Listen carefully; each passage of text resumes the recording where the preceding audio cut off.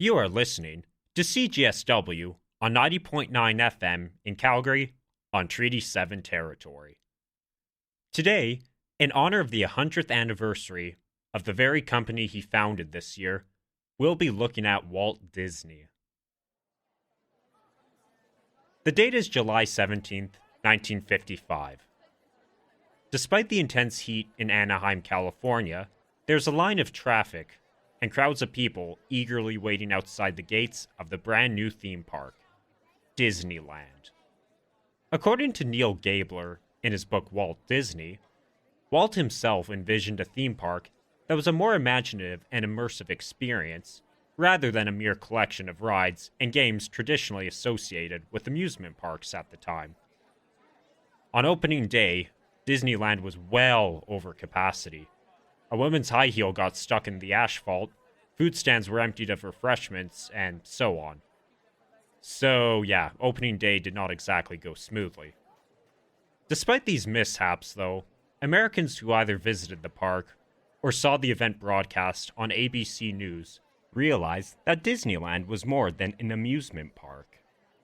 It was a place where kids could be kids, where adults could relive their childhood, and where everyone could temporarily escape the everyday world. As Life magazine explains, the fact that Disneyland opened in the 1950s proved to be perfect timing, with the United States enjoying the unprecedented prosperity following the Second World War. President Eisenhower signed legislation to allow construction on the interstate highway, and the baby boom meant that lots of children wanted to visit Disneyland. But, above all else, it essentially erased the debt that Walt's production studio had accumulated over the previous 2 decades.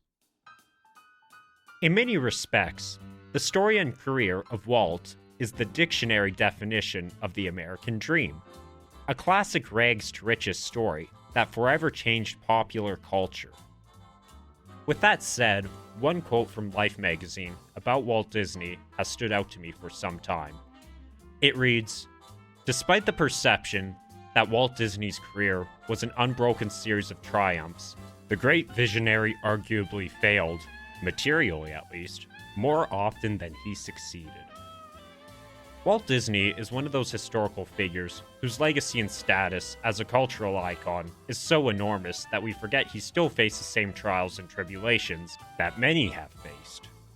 But what separates Walt from many others is his relentless drive to go above and beyond, regardless of financial circumstances, always going for quality over quantity, and seemingly able to predict the future of American entertainment. On Historical Figures, Icons, and Others, we'll examine Walt Disney's lasting legacy on popular culture and how his various pursuits within American and global entertainment evolved and even resonated with the world throughout the decades. Believe it or not, Walt had a distant connection to Canada. According to CBC, his father was born in Upper Canada in the town Bluevale, located in the Goderich community of Ontario. At the age of 20, his father left Canada with his own father to begin farming in Kansas. Walt himself was born in Chicago on December 5th, 1901, moving with his family to Marceline, Missouri shortly afterwards. Although Walt was close with his mother, his father had an abusive side. He coerced Walt and his brother Roy to help him with a paper route he owned, sometimes in harsh weather conditions. According to Life magazine, young Walt turned to drawing to escape his unhappy home life. Despite their otherwise complicated relationship, Walt respected and even adopted his father's work ethic, which would shape his own in the years to come. After volunteering with the Red Cross in France shortly after World War I, Walt moved to Kansas City the next year, occasionally working as an inker and draftsman for commercial studios. It was during this time that he met his future animation partner, Ub Iwerks, whose extreme shyness contrasted Walt's outgoing personality. According to Life magazine, however, Iwerks was a very skilled artist whose talents surpassed that of Walt's, something which Walt himself even acknowledged. Walt worked at the Kansas City Film Ad Company, where he developed his interest in animation. While working there, he developed animated segments by using cutout figures with flexible limbs. In his book The Animated Man, Michael Barrier explains this allowed their positions to be manipulated under the camera, changing each frame that was photographed. When the film was projected, it gave the illusion that the figure was moving. Gabler points out that the relatively new medium of animation was primitive and progressed little in the 20 years of its existence. Nevertheless, Walt believed that animation presented many possibilities and began to further explore it. He would spend nights in his family's garage using a camera he borrowed from his boss to experiment with moving drawings. This brings out a key personality trait in Walt that defined his career. When he pursued a project, it was with an almost single-minded focus. At age 20, he partnered with iWorks to begin his own company, Laughograms. According to Life magazine, they produced a series of animated cartoon sketches, most notably the film Alice, which featured a real-life actress interacting with cartoon worlds. After Laughograms folded, Walt and Roy moved to Los Angeles, eventually being asked upon by New York producer Margaret Winkler to produce more of the Alice cartoons. Roy became an essential counterpart to Walt, overlooking their finances as their animation empire expanded. Although supportive of his brother, Roy was also the voice of reason when Walt's grandiose business ideas became too hard to achieve. Walt and Roy partnered up with iWorks to continue the Alice series, hiring more animators and officially opening the Disney Brothers studio on October 16, 1923. Later, it would be renamed the Walt Disney Studio. As Stephen Watts explains in his book, The Magic Kingdom, Walt felt that he had exhausted all the possibilities with the Alice cartoons and began developing a new character. Oswald the Lucky Rabbit was born in 1927, a character who Watts describes as playful and energetic in bright and fast-paced cartoons with lots of humor and gags. The cartoons proved popular among audiences and were profitable for the studio. However, Walt would also suffer his first major career setback. Charles Mintz, who owned the character of Oswald under contract, took Oswald and some of Walt's key animators after the two men had a business disagreement. Fortunately, Roy and iWorks remained loyal to Walt and continued to collaborate, although iWorks eventually left the studio in 1930 to return in 1940. Despite this major setback, Gabler mentions Walt was not deterred and vowed to never again work for anyone else and strive to be his own boss. Without Oswald and income, Walt furiously worked on developing a new character. On the train ride back to Los Angeles after the disastrous meeting with Charles Mintz in New York, Walt developed a sketch for a cartoon titled Plane Crazy, where a mouse named Mortimer tries to impress a lady mouse. Walt's wife Lillian hated the name Mortimer, so Walt suggested the Irish name Mickey. This time, Lillian approved. As for why Mickey is a mouse, Barrier points out that while Walt still worked in Kansas City, he would frequently see mice in his wastebasket and kept some in a cage on his drawing board, fascinated with their antics. Although possibly a legend, this is always Walt's story on what inspired Mickey Mouse. Although Walt developed the initial prototype and personality of Mickey, even voicing him in the early cartoons, Watts mentions it was actually iWorks who created Mickey's final design. Walt and iWorks continued production on Plane Crazy and another cartoon, The Galloping Gacho, that featured Mickey. While both these cartoons would see the light of day, it was ultimately Steamboat Willie that introduced audiences to Mickey Mouse. The 1927 film The Jazz Singer ushered in the sound era of Hollywood. After silent films being the norm for years, audiences could now put a voice to an on-screen character. From that point on, Walt was determined that sound cartoons were the way of the future. Technically, Steamboat Willie was not the first cartoon to use synchronized sound. Earlier instances include some of Max Fleischer's cartoons, which contain musical soundtracks. But as Barrier explains, designing a fully integrated soundtrack that synchronized animation to sound effects and music was uncharted territory, with technical obstacles. Disney animator Wilfred Jackson, whose mother was a piano teacher, suggested using a metronome to determine the number of frames of animation to beats per minute of music.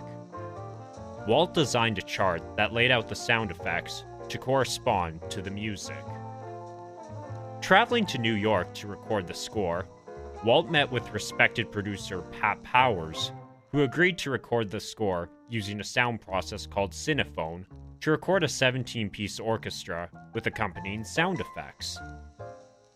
According to the Library of Congress, a bouncing ball was added to the film print as a reference for the orchestra conductor to better gauge tempo changes.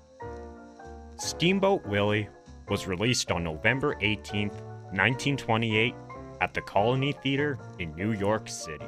It was a smashing success, and Mickey Mouse became one of the most popular cartoon characters of all time. Watts believes Mickey's continued popularity at the height of the Depression was no coincidence. He notes that many of the Mickey Mouse cartoons throughout the 1930s had what he describes as a triumph of the little guy theme. Mickey represented the everyman who overcame adversity against all odds, a sentiment that resonated with many ordinary citizens who faced economic hardships. One example Watts mentions includes the 1929 cartoon Barnyard Battle, where Mickey leads mouse troops to victory against an enemy force of cats. Gabler points out that despite the Depression, the success of the cartoons and the Mickey Mouse merchandise allowed Walt to further expand the still thriving studio. Another popular character who emerged during this era is Mickey's faithful dog Pluto in 1930, who also became an innovative character due to his non-speaking role.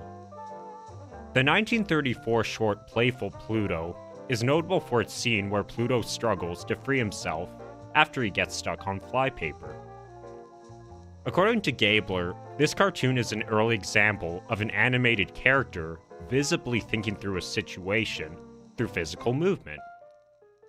Walt believed in having characters that express personality and emotion rather than just characters used for physical gags. This line of thinking shaped Disney cartoons and the rest of animation history, for that matter.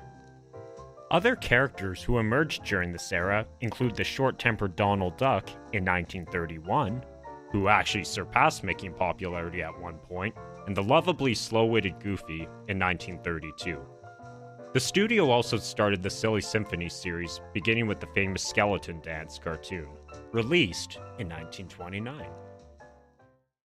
Despite the success of the cartoon shorts, Walt grew restless and made the big leap into developing an animated feature-length film, Snow White and the Seven Dwarfs.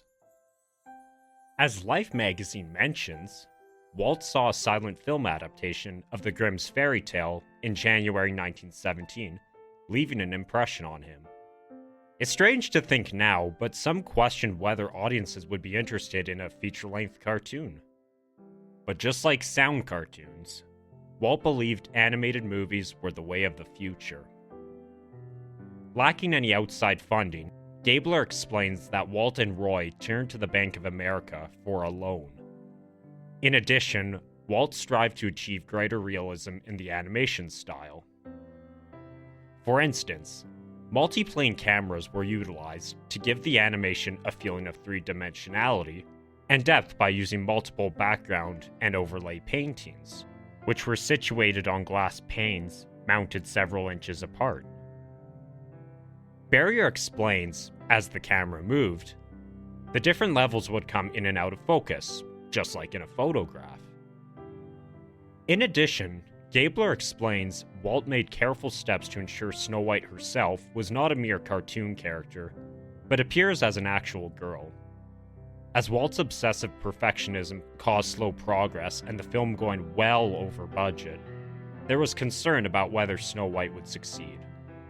However, when it premiered on December 21st, 1937, it was a massive hit and was recognized as a great cinematic achievement.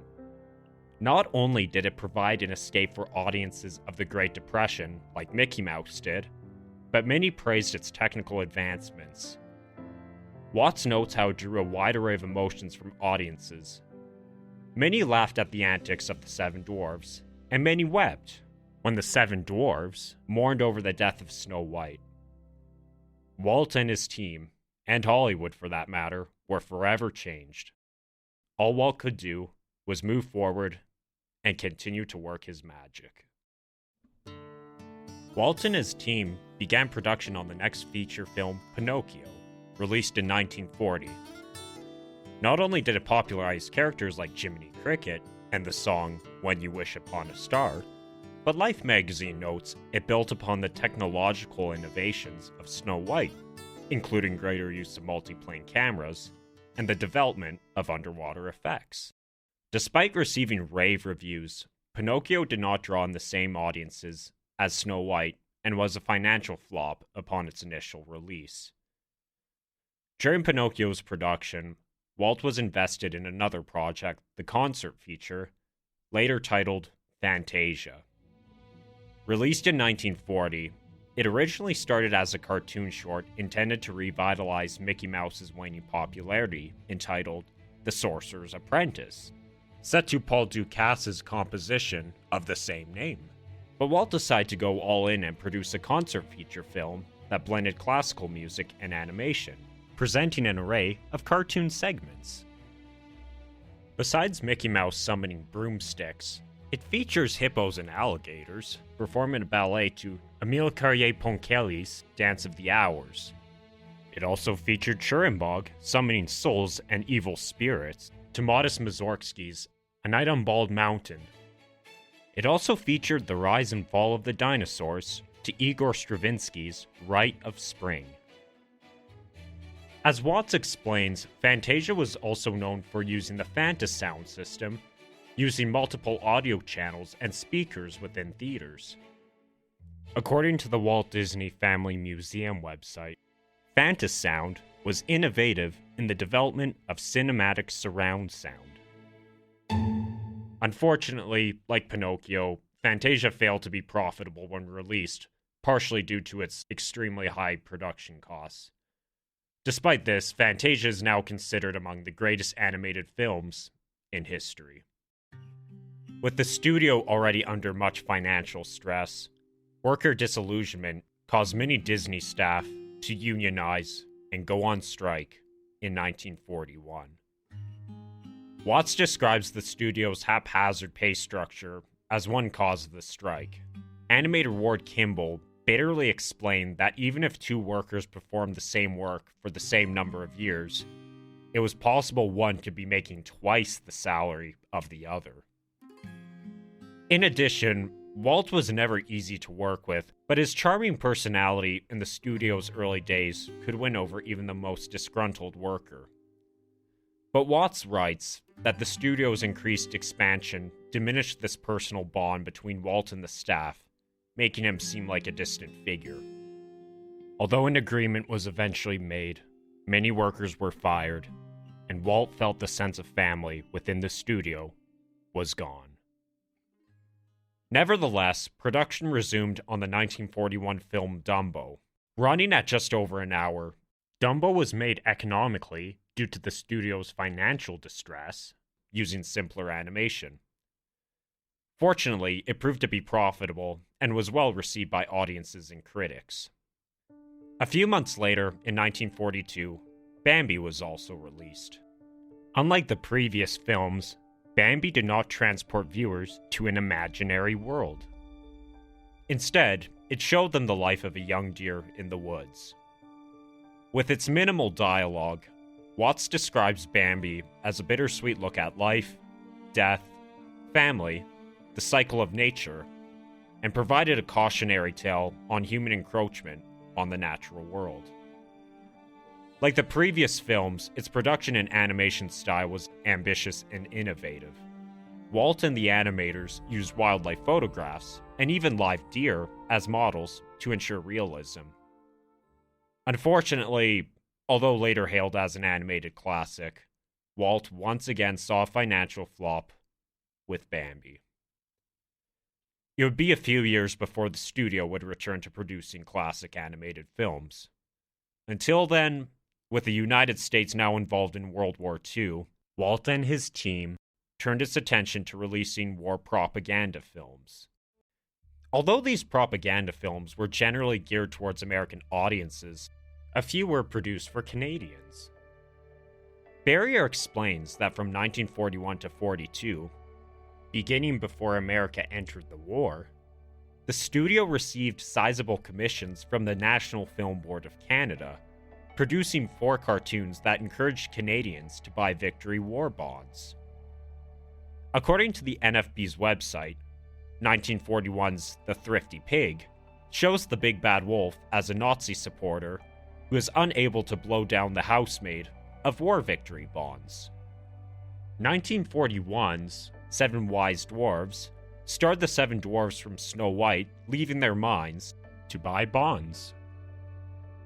1942's Altogether Now showcase various Disney characters demonstrating on Parliament Hill in support of the bonds. And then 1942's Donald's Decision stars Donald Duck deciding whether he should righteously purchase bonds or hold on to his money. It was during this decade that the studio perfected the combination of live action and animation. Their first tentative venture into this was 1941's The Reluctant Dragon, which Watts describes as a live action film, interspersed with animated segments. Other similar films mentioned by Encyclopedia Britannica include 1942's Saludos Amigos and 1946's Make Mine Music. Of course, 1946's Song of the South was controversial within the black community due to relying on problematic racial stereotypes, which previously existed in certain Disney projects.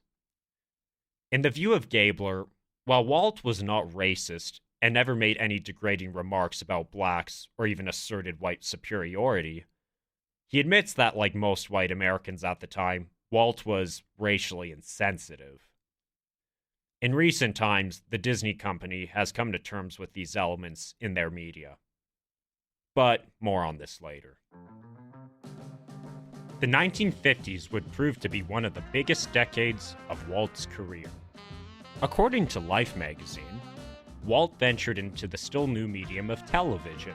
His first venture was the 1950 special, 1 Hour in Wonderland, for NBC, partially serving as a promotion for his new film, Alice in Wonderland. A tremendous success, it opened the doors for other Disney television programs, including the Mickey Mouse Club and the children's series David Crockett. Above all else, Walt devoted most of his attention to the construction on Disneyland during this time. There's a few possible sources of inspiration for building the park. Gabler explains that Diane Disney, Walt's daughter, recounted that he took she and her sister to the Griffith Park merry-go-round in LA. Diane recalled how families would roam throughout the park, but there was nothing for parents to do. Walt envisioned a park where the whole family could have fun. Walt's brother Roy offered another source of inspiration: model trains. As Watts explains, Walt had faced depression and discouragement towards the end of the 1940s, so his doctor recommended a hobby to take a break from work. Walt developed a fascination with model trains, leading him to construct a half-mile of track in his backyard. According to Gabler, Roy explained that Walt wanted to make a big play train for the public. Although Walt became more interested in his theme park and live-action features by this time, the animation studio continued to release classics like 1950's Cinderella, 1953's Peter Pan, 1955's Lady and the Tramp, and 1959's Sleeping Beauty. Life magazine mentions that during the 1960s, the Disney company was increasingly viewed as conservative, with events such as the breakout of the Vietnam War and the rise of popular figures like Bob Dylan and the Beatles, defining the era. However, Disneyland's attendance numbers remained high, and films such as 1961's 101 Dalmatians and 1967's The Jungle Book proved popular.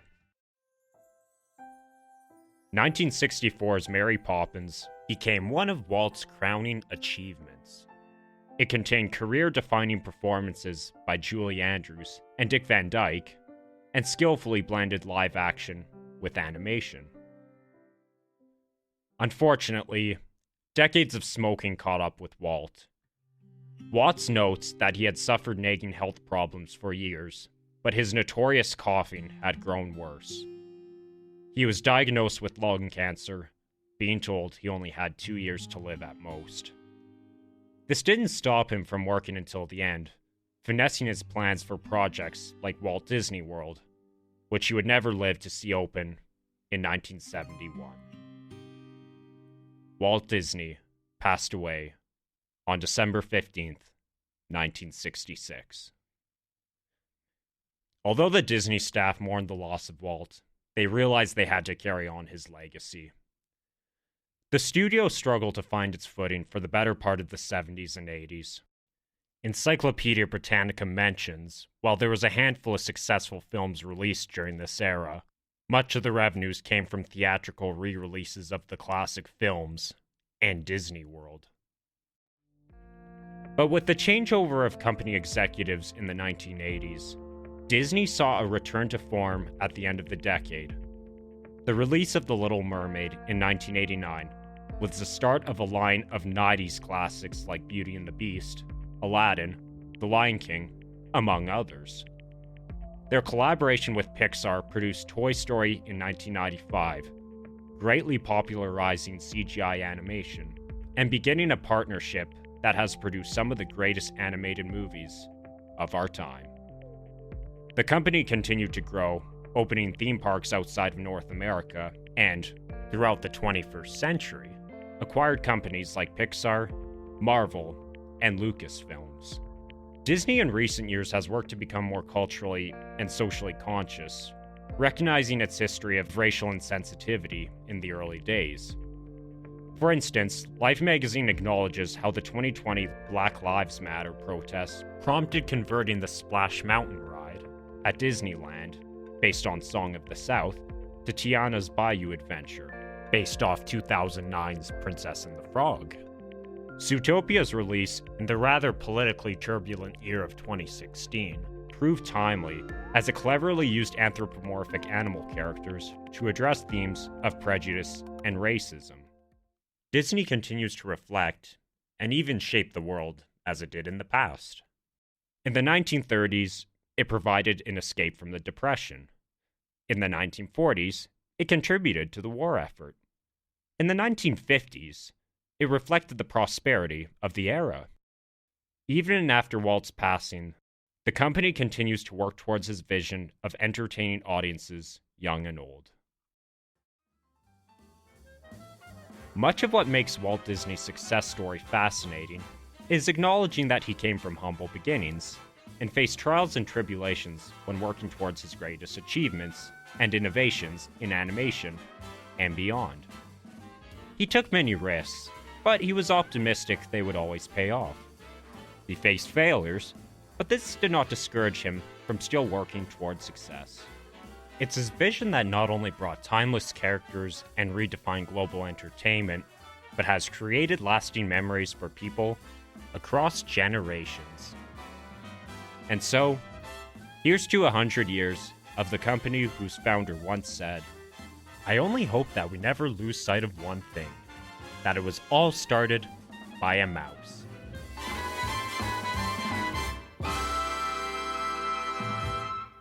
Thanks for tuning in to Historical Figures, Icons, and Others.